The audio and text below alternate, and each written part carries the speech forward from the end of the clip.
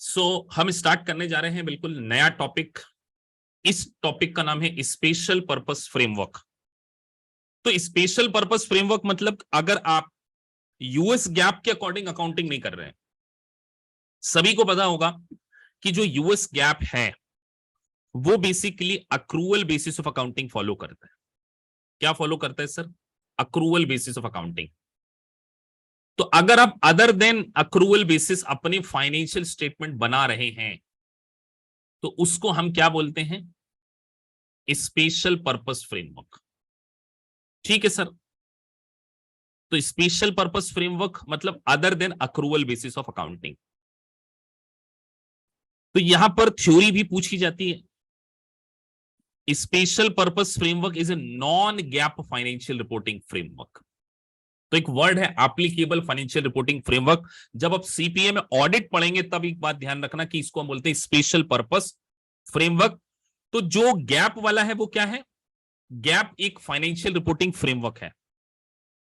तो अगर आप आपके फाइनेंशियल स्टेटमेंट को एज पर यूएस गैप नहीं बनाते, इट मींस आप एक्रूवल बेसिस पे नहीं बनाते हैं, तो आप स्पेशल पर्पस फ्रेमवर्क पर अपने फाइनेंशियल स्टेटमेंट बना रहे हैं।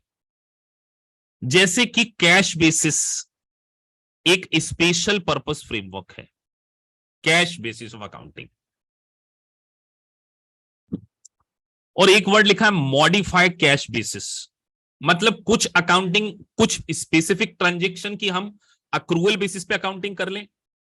जैसे अगर मैं आपसे बात करूं, इन्वेंट्री का हम स्टॉक मेंटेन कर लेते हैं कि जो भी हमारे पास स्टॉक पड़ा हुआ है क्लोजिंग स्टॉक, उसको हम मेंटेन कर लेते हैं। और बाकी सारे एक्सपेंसेस के लिए, बाकी सारी इनकम के लिए हम कैश बेसिस अकाउंटिंग करते हैं। तो आपने क्या किया? एक पर्टिकुलर ट्रांजैक्शन के लिए अपनी अकाउंटिंग को मॉडिफाई कर लिया। That is called modified cash basis of accounting. कुछ लोग अपने फाइनेंशियल स्टेटमेंट को टैक्स पर्पस पे बनाते हैं। अभी आप लोग यूएस टैक्सेशन की क्लास संडे सैटरडे अटेंड करते हैं, तो आपको पता होगा सर टैक्स पर्पस के लिए बेटा कौन से रूल एप्लीकेबल होते हैं यूएस में? क्या बोलते हैं उसको? आईआरसी। पता है ना? आईआरसी कोड हम बोलते हैं उसको, इंटरनल रेवेन्यू कोड।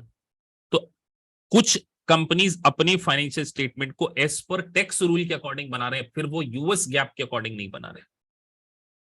और कुछ अपनी फाइनेंशियल स्टेटमेंट को कैश बेसिस पे बना रहे हैं, तो वो अपने फाइनेंशियल स्टेटमेंट को अक्रूवल पे नहीं बना रहे। तो इसको हम बोल रहे हैं स्पेशल पर्पस फ्रेमवर्क। अब मैं आपको कुछ स्पेसिफिक चीजें यहां पे समझाने जा रहा हूं। तो सर एक होता है अक्रूवल बेसिस और एक होता है कैश बेसिस।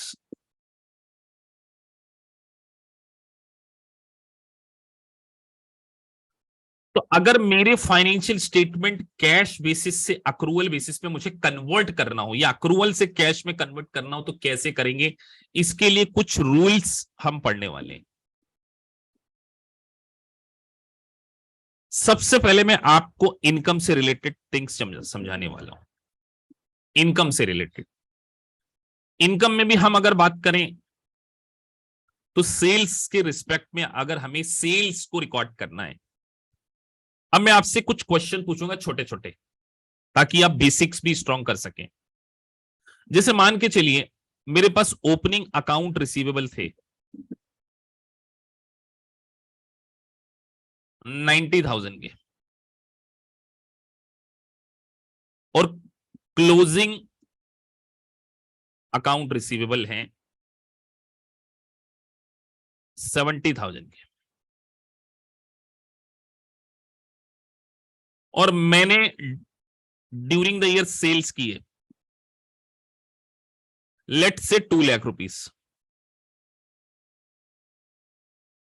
अंकुर को छोड़कर और ज्योति को छोड़कर आप सभी को पहले आंसर देना है कि सर कैश बेसिस पर मेरी इनकम कितनी होगी।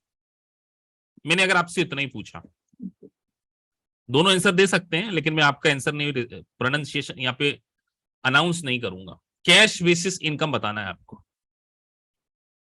Take your time.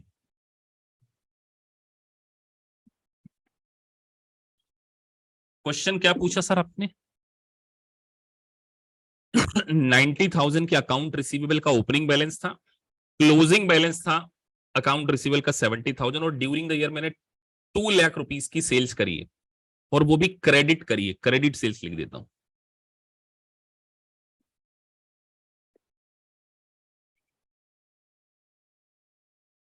मुझे इतना बताना मेरी कैश बेसिस पे इनकम कितनी है।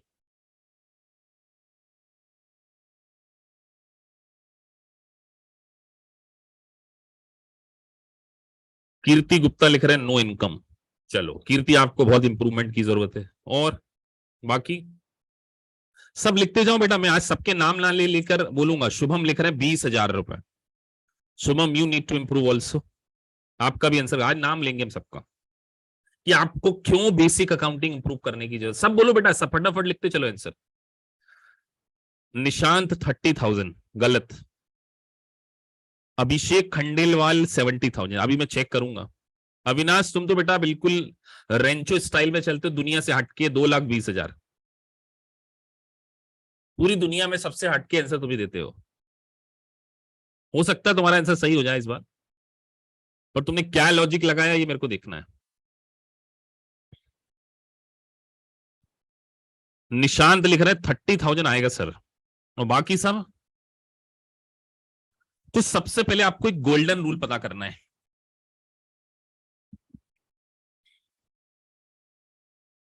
इनकम के रिस्पेक्ट जो भी अमाउंट आप रिसीव्ड करेंगे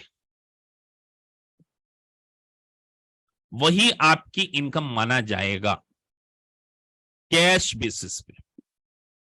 कैश बेसिस का एक ही रूल है सर, अगर कुछ भी रिसीव किया, चाहे वो पीछे से रिलेटेड हो चाहे आने वाले फ्यूचर से रिलेटेड हो, इस साल में हम इनकम मान लेंगे।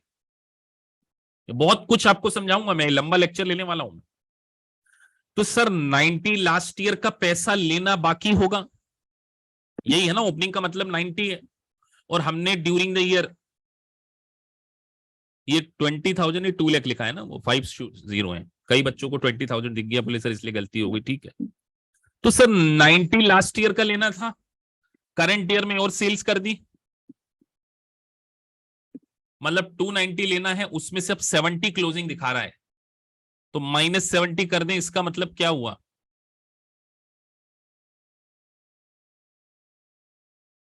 2,20,000 आपने अपने अकाउंट रिसीवेबल और बिल्कुल सिंपल लैंग्वेज में बोलूं तो अपने डेटर से रिसीव किया है। ये 2,20,000 is your cash basis income. अगर आपने पूरा अच्छे से देखा, मैंने इधर उधर लिख दिया था। गोल्डन रूल क्या बोला? What ever amount you have receive during the year is your income. जो भी अमाउंट आप रिसीव करेंगे। अब मैं आपसे एक क्वेश्चन पूछता हूं, provision for doubtful debts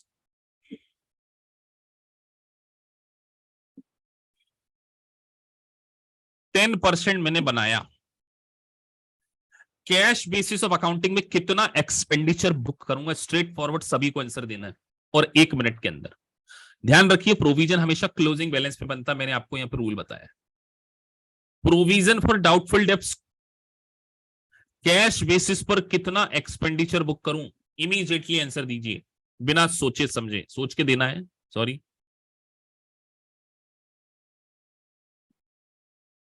Sudhanshu और अंकुर से तो मैं, सुधांशु से मैं इंप्रेस हूं, तुम्हारा लेवल थोड़ा अच्छा लगा मेरे को सुधांशु। अब मुझे नहीं पता तुम्हारा बैकग्राउंड सीए है या नहीं है। ज्योति, हम क्यों लैग कर रहे हैं इसमें? हाँ, कौशल ने भी बढ़िया लिखा है। बाकी मैं ज्योति का इंतजार कर रहा हूं, इस बात का आंसर देते हैं। आप सीए फाइनल के स्टूडेंट हैं, तो सर सीधी बात है, प्रोविजन फॉर डाउटफुल डेब्ट्स का कॉन्सेप्ट कैश बेसिस पे होता ही नहीं है। जीरो एक्सपेंसेस क्यों नहीं होता सर? बेटा प्रोविजन है एस्टिमेटेड, एक्चुअल लॉस है ही नहीं। It is not the actual loss, ये आपका एक्चुअल लॉस नहीं है। तो जब ये एक्चुअल लॉस है ही नहीं, एक्चुअल लॉस है ही नहीं, तो यहां पर कोई एक्सपेंडिचर भी बुक नहीं होगा। तो सर आपने एक बात बता दी अकाउंट रिसीवेबल के रिस्पेक्ट पे, ड्यूरिंग द ईयर अमाउंट आप जो भी रिसीव्ड करेंगे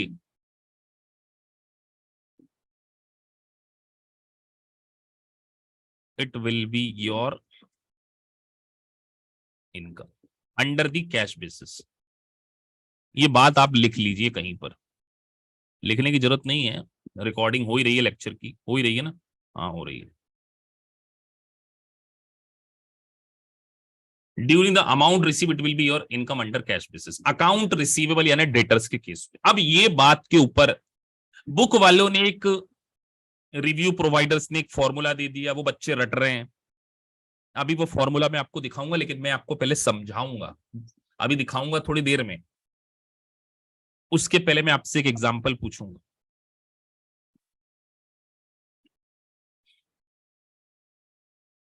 मैं देखना चाहता हूं आप इस एग्जांपल को कर पाते। Opening balance 80,000। हम ये केवल हम अकाउंट रिसीवेबल के बारे में बात कर रहे हैं। Closing balance 90,000।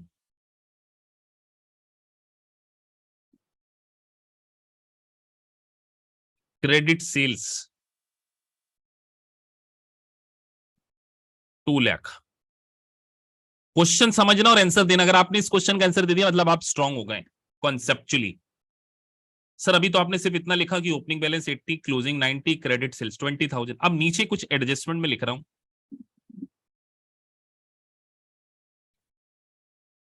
Last year advance received from customer, मतलब एक कस्टमर ने हमको लास्ट ईयर में एडवांस दे दिया था, लेट से 90,000, या और छोटा फिगर लिख लेते हैं 10,000। लास्ट ईयर का मतलब ओपनिंग समझते हैं ना? अब ये ओपनिंग है ना, ये क्वेश्चन में बना रहा हूं, उसके बाद आपको फॉर्मूला समझाऊंगा, बुक में दिया हुआ है ओपनिंग बैलेंस। अच्छा बेटा, इसको अगर मैं, ये करंट एसेट है, करंट लायबिलिटी है, क्या है? पहले तो आप लोग जरा चैट बॉक्स में ये बात लिखिए, मेंशन कीजिए बेटा फटाफट, विदाउट एनी डिले, क्योंकि फीडबैक मुझे इंटरेक्टिव सेशन रखना ही ज्यादा पसंद है। चलो सभी लोग एक ही प्लेटफॉर्म पे हैं, करंट लायबिलिटी सबको पता है। इसको मैं ये लिख सकता हूं unearned income.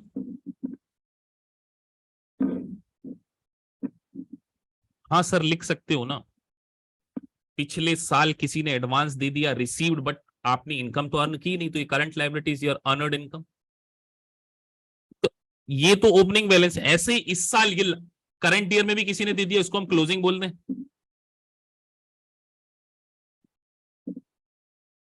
Closing balance of advance received है ना। मैंने यहां पे 10,000 लिखा था, यहां मैं 7,000 लिख देता हूं। चलो बेटा, अंडर दी, आपसे एग्जामिनर ने 2-3 चीजें पूछी, अक्रूवल बेसिस इनकम और cash basis income. Believe me, अगर आप इस क्वेश्चन का आंसर अच्छे से दे सकते हैं, आप में सीपीए बनने का पोटेंशियल है, ये मैं बोल रहा हूं। तो इसलिए इस वीडियो को मैं पॉज करूंगा ताकि आप, you can take your substantial time and then you can give the answer. चलिए मैं इस क्वेश्चन का आंसर देने जा रहा हूं। तो सबसे पहले आपको यह समझ में आना पड़ेगा कि सर हमें यह पता करना है कैश बेसिस पे। तो हमने तो सर कलेक्शन फ्रॉम कस्टमर के बारे में बात कर ले, हमें कस्टमर से क्या क्या कलेक्ट हुआ है। तो सर सीधी बात है, सबसे पहले हमारे पास ओपनिंग बैलेंस 80,000 था, हमने क्रेडिट सेल्स की। अगर हम ये देखें तो 80,000 ओपनिंग बैलेंस था, प्लस हमने क्रेडिट सेल्स की, प्लस कर दिया 2 लाख। हाँ सर, क्लोजिंग बैलेंस माइनस कर दिया। तो ये तो हमको एक 190 तो यहां से कैश रिसीव हुआ, ये हमने लिख दिया। अब बात करते हैं इसकी, ये लास्ट ईयर ही मिल चुका था, तो इस साल हमने उनको सेल कर भी दी होगी तो कोई फर्क नहीं पड़ता, कैश बेसिस पे तो इसका कुछ भी नहीं होना चाहिए। ये तो लास्ट ईयर मिला है ना, लास्ट ईयर मिल गया था, 10,000 उसने हमें दे दिया, हमने यहां पर उनको सेल्स दे दी, तो पिछले साल ही हो तो पिछले साल की इनकम में आना चाहिए, करंट ईयर की इनकम में तो आना नहीं चाहिए, अंडर द कैश बेसिस। और closing balance of advance receive मतलब इस साल दिया है 7,000, तो ये ऐड कर देंगे, भले ही हम उनको सेल्स नेक्स्ट ईयर प्रोवाइड करें, तो ये हम कह सकते हैं ऐड क्लोजिंग बैलेंस ऑफ, इसको मैं लिख रहा हूं अनअर्न्ड। क्या दिक्कत थी इसमें, 30 सेकंड में आंसर आना चाहिए था 7,000। तो क्लास में कुछ बच्चे थे 197,000 वाले आंसर थे बेटा, ये कैश बेसिस पे इनकम हो गई। ज्योति सिंह, क्वेश्चन का लेवल बहुत लो है, it is not high level, अभी आप फिर और भी हाई लेवल देखेंगे। 197 is your cash basis income. अच्छा, इस क्लास में कुछ बच्चों ने इसका आंसर करेक्ट दिया है, जिसमें अंकुर है 197, और किसी कोई था 197 वाला बेटा क्लास में, और कोई आंसर?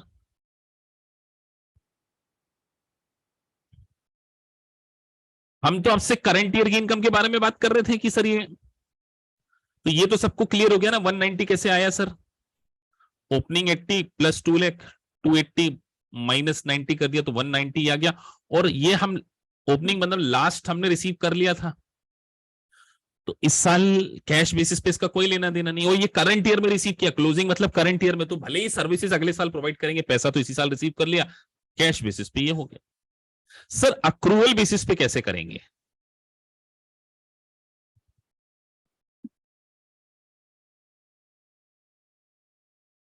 सर सीधी बात है, अक्रूवल बेसिस पर अगर हम देखें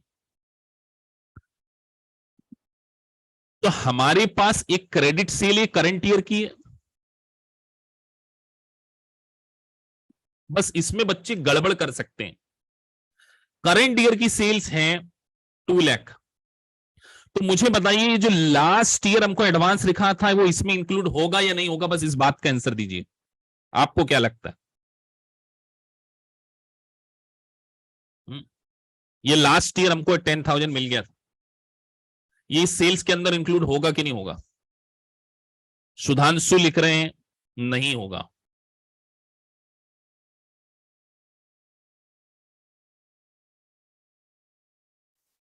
सर ये क्लोजिंग बैलेंस, ये तो ऑब्वियस सी बात है इसके अंदर रिसीव नहीं होगा। अब यहां पर अगर हम एक अजम्पशन ले लें, क्वेश्चन में अजम्पशन लेने की जरूरत नहीं है, अगर पिछले साल एडवांस रिसीव हुआ है और क्वेश्चन कुछ नहीं लिख रहा है, तो इसका मतलब ये 10,000 की सेल्स हमने इसके अंदर कंसिस्टेंटली कर ली होगी, तो इसका आंसर केवल 2 लाख होना चाहिए।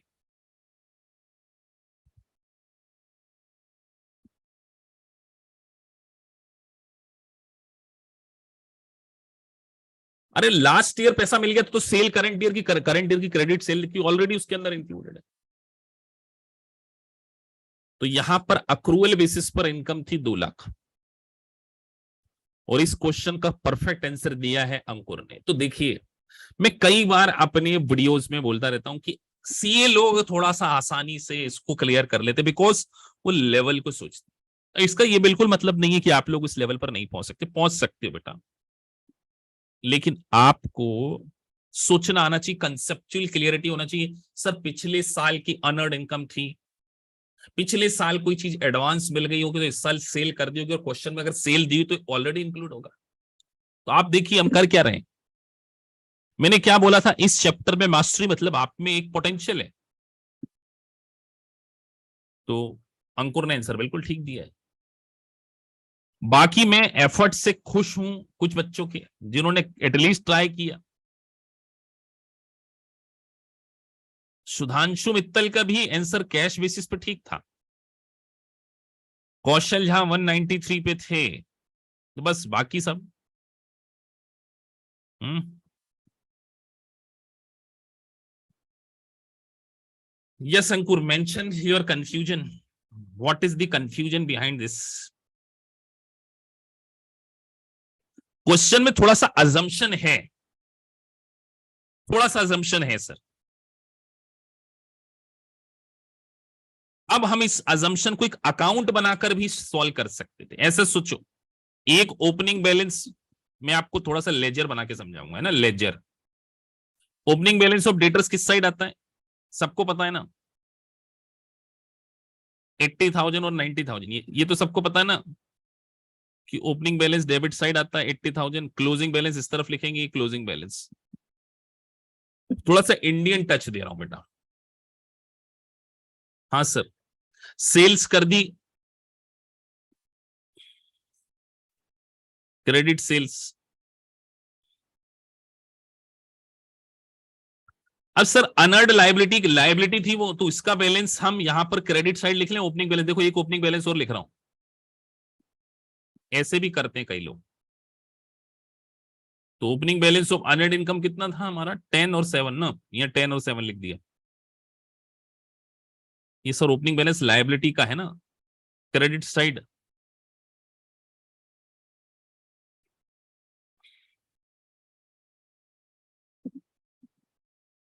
ऐसे कर लो सर,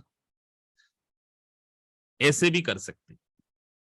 तो 80 और 2 लाख हो गया, 280 प्लस 7, 287। यस सर, 287 माइनस कर दें हम 10 और 90, 10 और 90 है ना, 90 हो गया 1 लाख। इस केस में 187 आ जाएगा।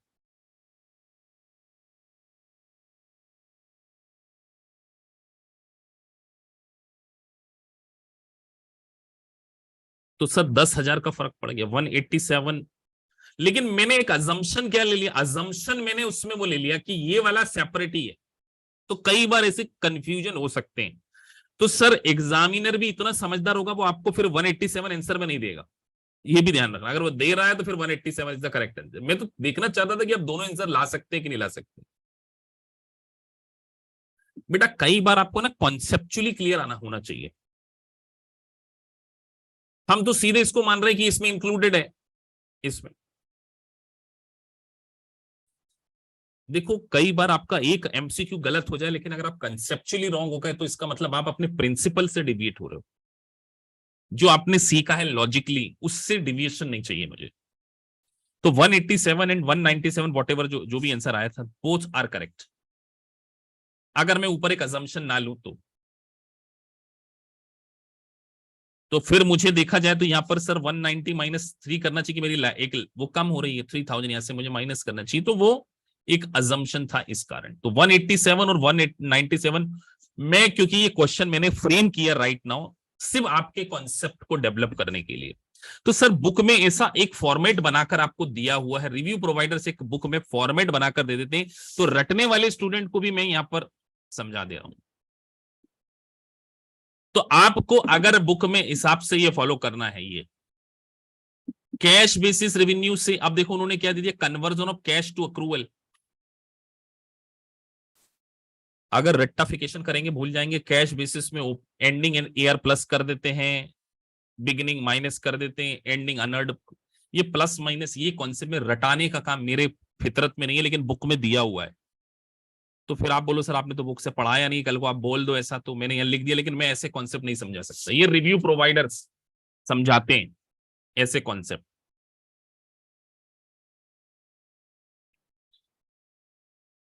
एग्जाम में ऐसा कोई क्वेश्चन नहीं आएगा, और आएगा तो क्लियरली लिखा आएगा, पहली बात क्या अजम्पशन है ये भी ध्यान रखिए। वहां पर लिखा आएगा लास्ट ईयर इंक्लूड, ऐसा कुछ ना कुछ लैंग्वेज में देंगे। तो क्या आप इसको याद रखना पसंद करोगे, कैश बेसिस रेवेन्यू में एंडिंग एआर प्लस कर दें, बिगिनिंग माइनस कर दें, एंडिंग अनर्ड को माइनस कर दें, बिगिनिंग को प्लस कर दें, कुछ भी फायदा नहीं होना इससे। ए आर में, अच्छा एक स्टूडेंट पूछ रहे हैं ए आर मीनिंग, बेटा अविनाश ए आर मतलब अकाउंट रिसीवेबल है ना, ए आर मतलब अकाउंट रिसीवेबल। क्लियर है सभी को ये बात, किसी को कोई डाउट यहां पर?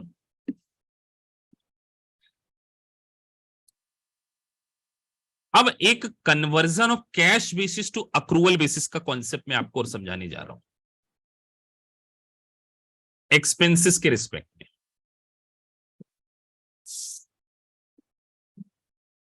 Conversion of cash basis to accrual, plus minus से ज्यादा हम एक चीज सीखेंगे एक्सपेंसेस की, यहां हम बात कर रहे हैं एक्सपेंसेस।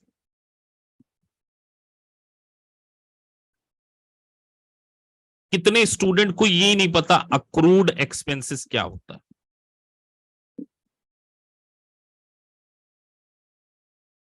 अक्रूड एक्सपेंसेस, तो सर अक्रूड एक्सपेंसेस का simple meaning due but not paid, ये यही होता है ना बेटा। अक्रूड एक्सपेंसेस का मतलब होता है ड्यू बट नॉट पेड, या अगर हम एक और लैंग्वेज में लिख लें, ऑब्लिगेशन तो अराइज हो चुका है,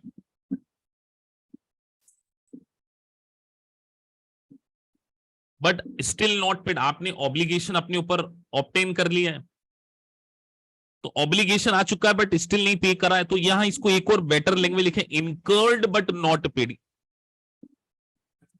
ये better terminology, incurred but not paid, मतलब खर्चा हो गया बट पेमेंट नहीं किया, यही होता है ना इसका मीनिंग।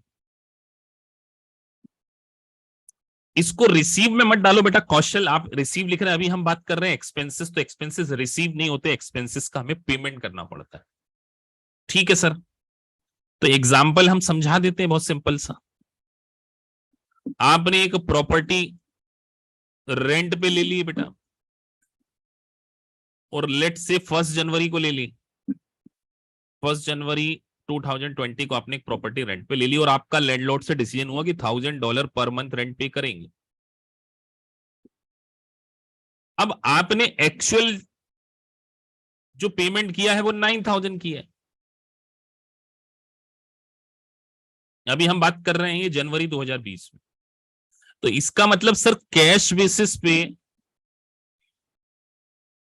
एक्सपेंसेस कितना है 9000, एक्चुअल पेमेंट जो करते हैं, और अक्रूवल बेसिस पे ड्यू कितना हो गया, साल भर प्रॉपर्टी को यूज किया तो 1000 के हिसाब से 12000। तो सर ये जो बैलेंस बचा है, ये बैलेंस क्या है, 3000 है। इस बैलेंस का नाम क्या है, अक्रूड एक्सपेंसेस, यही है ना बेटा। हाँ सर, अक्रूड एक्सपेंसेस 3000, इसको हम ये बोल सकते क्लोजिंग बैलेंस करंट ईयर का, क्योंकि क्लोजिंग बैलेंस ऑफ अक्रूड। तो सर इनकम 9000 कैश बेसिस पे एक्सपेंडिचर बुक करें, अक्रूवल बेसिस पे 12000 बुक करें, यस सर। तो सर अगर हम कैश से अक्रूवल में कन्वर्ट करना चाहते हैं तो क्या करें, क्या करें, जल्दी बोलो।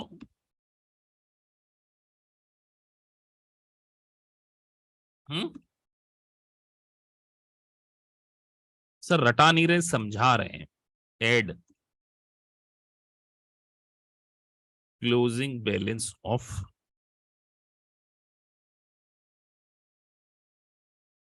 हाँ सर ये समझ में, अब रट्टा नहीं मारेंगे सर, तो टोटल एक्सपेंडिचर आ गया, यही लिखोगे ना बेटा।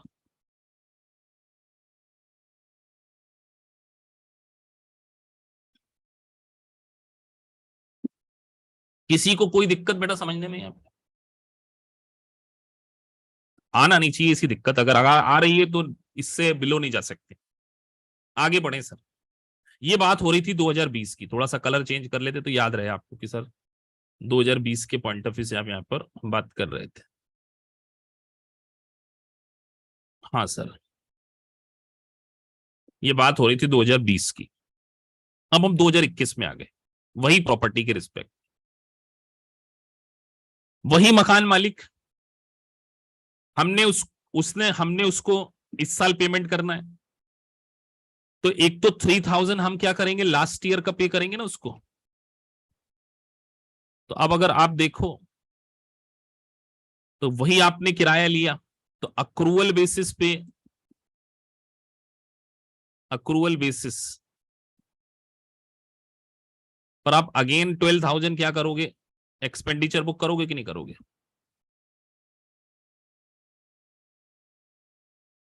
एक्चुअल में पेमेंट कितना करना पड़ेगा बेटा? अगर लास्ट ईयर का भी पेमेंट करना है, एक्चुअल पेमेंट कितना करोगे? जल्दी बता दो बस फटाफट। अगर हम उसको पूरा किराया देने वाले हैं तो एक्चुअल पेमेंट कितना करेंगे? सर सीधी बात है, 15,000 का एक्चुअल पेमेंट करना पड़ेगा। ये बात समझाना नहीं चाहिए, आना चाहिए समझ में। हाँ सर, इस साल का वो बोलेगा भैया पिछले साल 3,000 नहीं दिया था, कम से कम इस साल का भी दो और पिछले साल का भी दो। तो सर कैश बेसिस पे एक्सपेंसेस क्या करें? जो एक्चुअल में पेमेंट किया है 15,000 लेस अक्रूवल बेसिस पे करना, तो opening balance of accrued expense minus कर दो, तो क्या आ गया?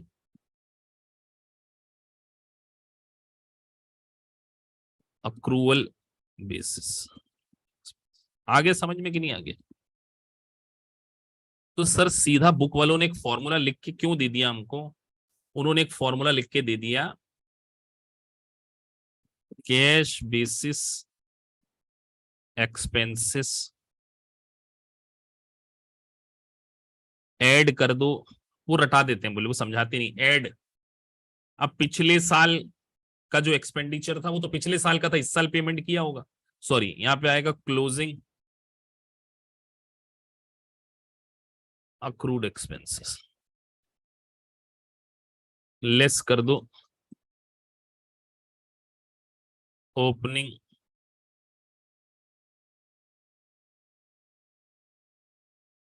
तो ये क्या आ जाएगा?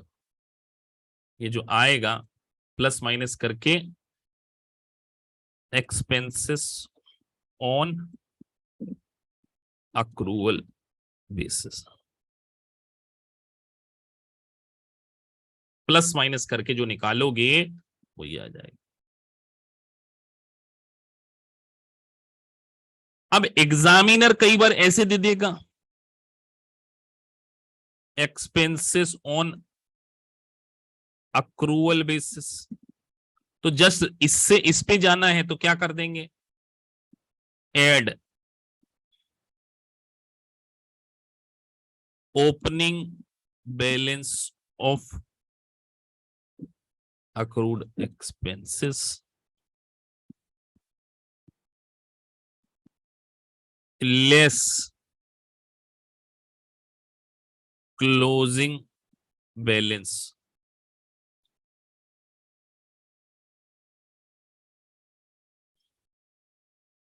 तो अल्टीमेटली आप निकाल क्या लोगे? एक्सपेंसेस ऑन कैश निकाल लोगे ना ये। तो क्या रटनेफिकेशन की जरूरत है? रटने का नुकसान है क्या? सर रटने का ये नुकसान होता है कि अगर कुछ जरा सा क्वेश्चन की लैंग्वेज में चेंज हुआ तो हमारा रट्टाफिकेशन खत्म हो जाए। एक्सपेंसेस पॉइंट को हमने फिनिश कर दिया। कोई भी ऐसा स्टूडेंट जिसको ये आप समझ में ना आया हो सर क्या चल रहा है क्या नहीं चल रहा है, क्या कहानी चल रही है, कोई ऐसी दिक्कत तो नहीं बेटा? लेकिन अगर आपको ये समझ में आ गया ना आज की सर वो अक्रूड प्लस में, अभी तो हमने केवल एक्सपेंसेस के बारे में आज बात की, अभी मैं आपको इनकम के साथ में कंफ्यूज नहीं करना चाहता आज के लेक्चर में बस, क्योंकि अगर मैं अभी इसमें इनकम भी समझा दूंगा तो आप कंफ्यूज हो जाओगे कि सर कहाँ क्या हो गया। तो इतने लेक्चर को पूरा रिवाइज करके रखो, प्लस रिटेन अर्निंग वाले वो क्वेश्चन जो हमने पढ़े उसको रिवाइज करके, और पूरा एक बार आपको अब 2 दिन का समय मिल रहा है, संडे आ रहा है, आज टुडे फ्राइडे, हाँ, तो हम संडे के दिन इनकम और ये सारी चीजों को मिलाकर एक कंबाइंड क्वेश्चन भी करेंगे, वो सेकंड लेक्चर होगा आपका उससे रिलेटेड। और फिर आपका पहली यूनिट जैसे ही खत्म होती है मैं आपसे यहां पर डिस्कस करने वाला हूं हाउ टू सॉल्व सिमुलेशंस। पहले स्ट्रेटेजी बताऊंगा सिमुलेशंस की कैसे सॉल्व करना है, और फिर उस स्ट्रेटेजी के अकॉर्डिंग ही आपको सिमुलेशन सॉल्व करना है, then only we will move on to the next unit. तो एक बिल्कुल प्रोफेशनल अप्रोच के तरीके से आप क्या करेंगे क्लास में कंटिन्यू करेंगे। चलिए आपसे मिलते हैं कमिंग लेक्चर में।